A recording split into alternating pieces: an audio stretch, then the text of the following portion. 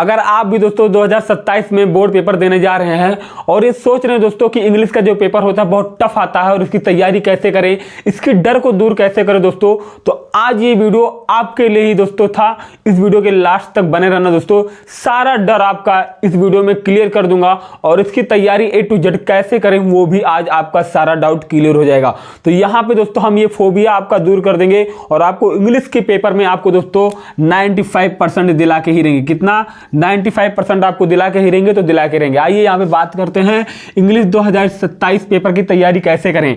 तो दोस्तों स्ट्रेटजी, जब तक दोस्तों आपका सही नियम सही टाइम टेबल नहीं होगा तब तक कोई तैयारी मायने नहीं रखता। ठीक है, हमको ये भी दोस्तों अपने दिमाग में बैठा लेना चाहिए कि कितना भी विषय मैं पढ़ लूँ या कितनी भी बुक पढ़ लूँ, जब तक उसका टाइम टेबल नहीं रहेगा, जब तक उसका सही स्ट्रेटजी नहीं रहेगा तब तक कोई मतलब नहीं होगा। तो ये भी दोस्तों आपको बताने वाला हूँ, स्ट्रेटजी बताऊंगा। ठीक है, तो स्ट्रेटजी के लिए दोस्तों हर सब्जेक्ट के लिए अलग अलग टाइम बनाओ। बिल्कुल सही बात है। मान लो दोस्तों आपने यहाँ पे मैथ है, ठीक है, मैथ है, इंग्लिश है। अब आपका एक विषय में मान लो मैथ जो है, मैथ आपका कमजोर विषय है, तो इसको ज़्यादा से ज़्यादा टाइम देने की कोशिश करें। इसको 1 घंटा दे दें। और इंग्लिश मान लो आपकी जानकारी में है तो इसको आधा 40 मिनट दे दें। ठीक है, तो ऐसा होता है। मतलब जो विषय आपका कमजोर हो उसको ज़्यादा से ज़्यादा समय दें और जो विषय मतलब ज़्यादा हैवी हो, उसमें पकड़ हो, उसको कम समय दें। ठीक है, दूसरा चीज़ यहाँ पे वीक सब्जेक्ट पर ज़्यादा फोकस करें। बिल्कुल सही बात है दोस्तों, जो सब्जेक्ट आपका ज़्यादा वीक होता है वही सब्जेक्ट आपको फेल कराता है। बट यहाँ पे दोस्तों आपको यही बताऊंगा कि जो सब्जेक्ट आपका ज़्यादा वीक है वही सब्जेक्ट पे आपको ज़्यादा फोकस करना पड़ेगा।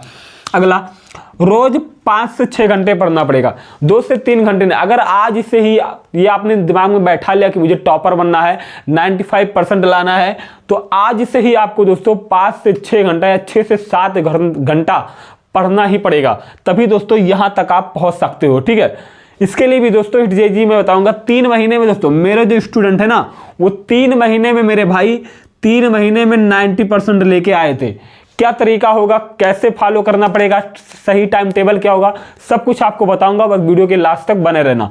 अब यहाँ पे बात करते हैं NCERT. NCERT line by line पढ़े। ये चाहे दोस्तों जो भी एग्जाम हो, ठीक है, चाहे वनडे एग्जाम हो, चाहे बोर्ड एग्जाम हो, चाहे दोस्तों कोई भी गवर्नमेंट एग्जाम हो, हर एग्जाम में दोस्तों आजकल बहुत ज़्यादा इंपॉर्टेंट हो गया है एनसीईआरटी। अगर एनसीईआरटी अगर छूट गया दोस्तों, समझ लेना कि वहीं से आपका भविष्य हट गया। तो एनसीईआरटी पे ज़्यादा फोकस करके चले, क्योंकि एनसीईआरटी ही आपको ज़्यादा नंबर दिला सकता है।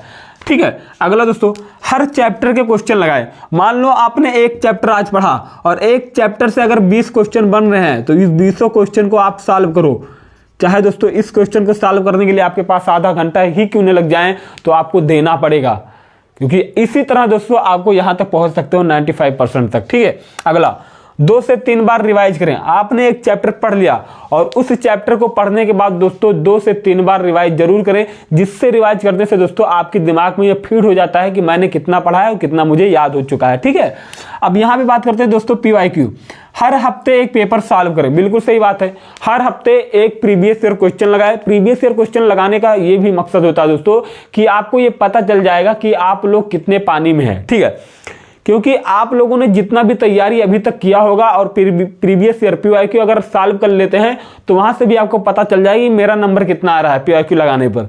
और ये भी आपको पता चल जाएगा दोस्तों, हो सकता है कि आगे आने वाले एग्जाम में अगर आपने PYQ में जो क्वेश्चन पढ़ा वो रिपीट हो जाए, उसमें ये भी हो सकता है। तो PYQ लगाने का यही फायदा होता है। ठीक है, टाइम लगाकर प्रैक्टिस करें। बिल्कुल सही बात है। अब PYQ आपने उठाया, आधे घंटे में सॉल्व कर दिया, ये थोड़ी होता है। जब तक आप किसी विषय को या किसी क्वेश्चन पेपर को टाइम नहीं दोगे तब तक कोई मकसद निकलने वाला नहीं है। तो किसी भी, चाहे वो पेपर हो, चाहे वो बुक हो, चाहे जो भी हो दोस्तों, उसको टाइम देकर ही सॉल्व किया करो। ठीक है, अगला बात करते हैं, इससे कॉन्फिडेंस 2x बढ़ जाता है, मतलब 2 गुना बढ़ जाता है।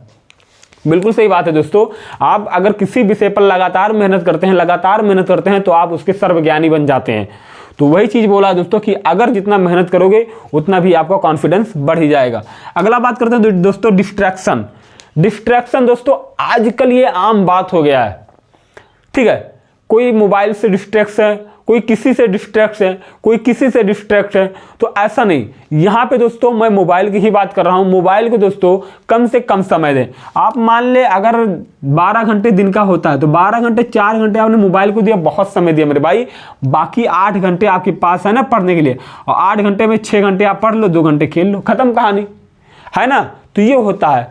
अगला दोस्तों यहाँ पे पढ़ाई के समय एयरप्लेन मोड पर रखें मोबाइल, क्योंकि दोस्तों आजकल ही होता है, बगल में मोबाइल होता है, बगल में पढ़ने लगते हैं। तो ऐसा बिल्कुल गलती ना करें, जिससे दोस्तों मान लो मोबाइल पे एक मैसेज आ जाता है और टू की आवाज आता है, तो ये भी हमारा पढ़ाई का डिस्ट्रैक्शन तुरंत हो जाता है, वहां से हट जाते हैं, ठीक है। तो ये गलती बिल्कुल ना करें, ठीक है। सोशल मीडिया लिमिट में, आप सोशल मीडिया का कम से कम यूज करें, जितना कम यूज कर पाएंगे उतना आपके लिए फायदा रहेगा, तो बहुत कम ही यूज करें। अगला दोस्तों फोकस बढ़ाओ, बिल्कुल सही बात है दोस्तों।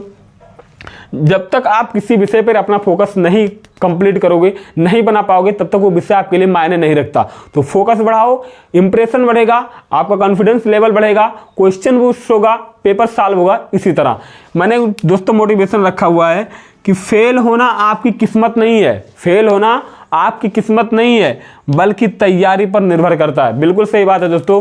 आप फेल हो जाते तो ये कोई गिनता नहीं है, लेकिन आपने तैयारी कैसे की है, कितना नंबर ला है, ये मायने रखता है मेरे भाई। तो फेल होना किस्मत में नहीं, पास होना और तैयारी करना ही होता है, ठीक है। तो वीडियो अच्छा लगा तो वीडियो को लाइक कर देना, चैनल को सब्सक्राइब कर लेना। मिलते हैं नेक्स्ट